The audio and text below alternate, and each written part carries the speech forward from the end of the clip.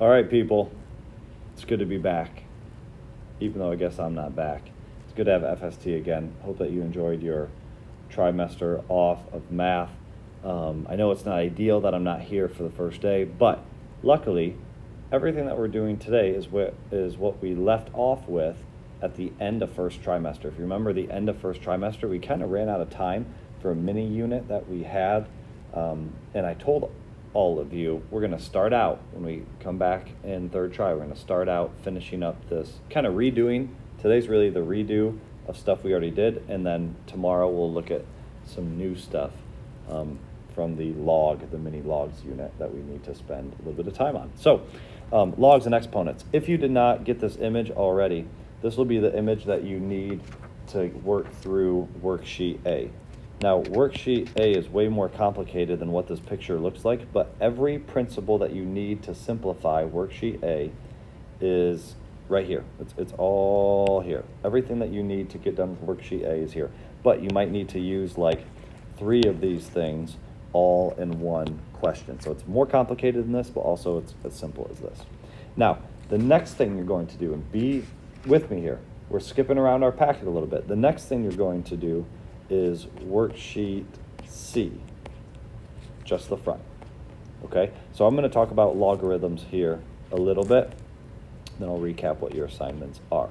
Now, I'm not going to get into what logarithms are, we'll get into that more tomorrow, but what you need to be able to do is these 3 things. At the top of worksheet C, there's a spot for you to write these down. So you're going to need to pause the video and get these written down, because I'm just going to keep going.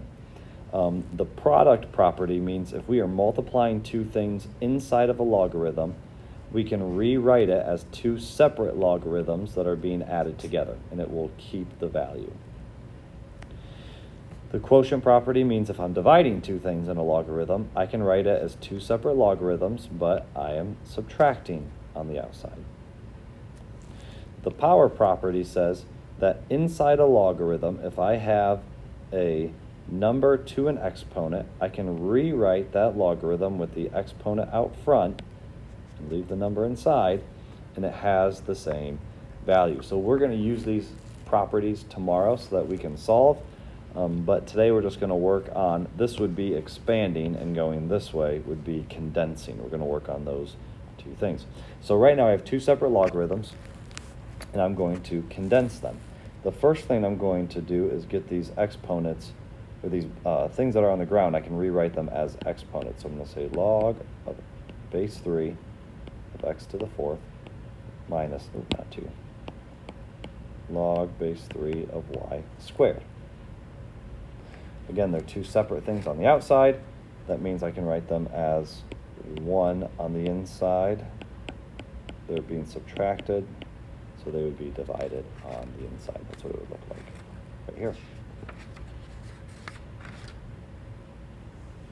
Let's try this one. The same thing is true with ln.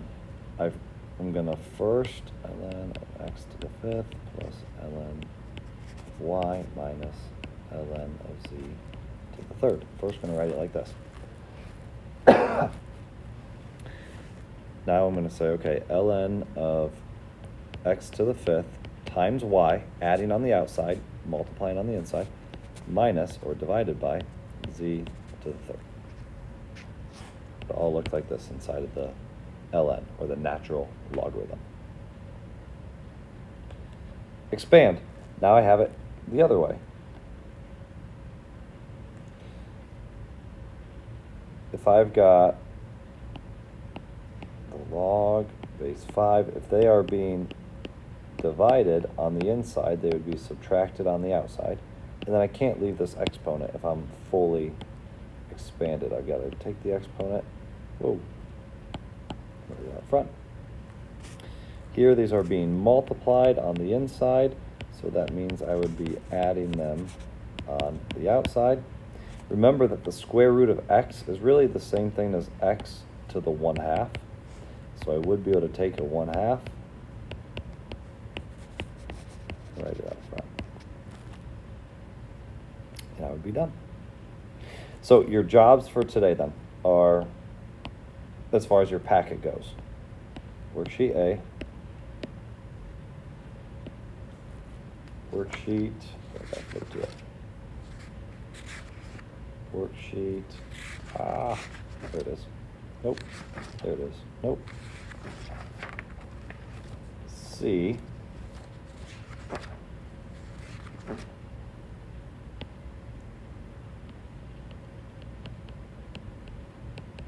Just the front, because we're going to solve tomorrow.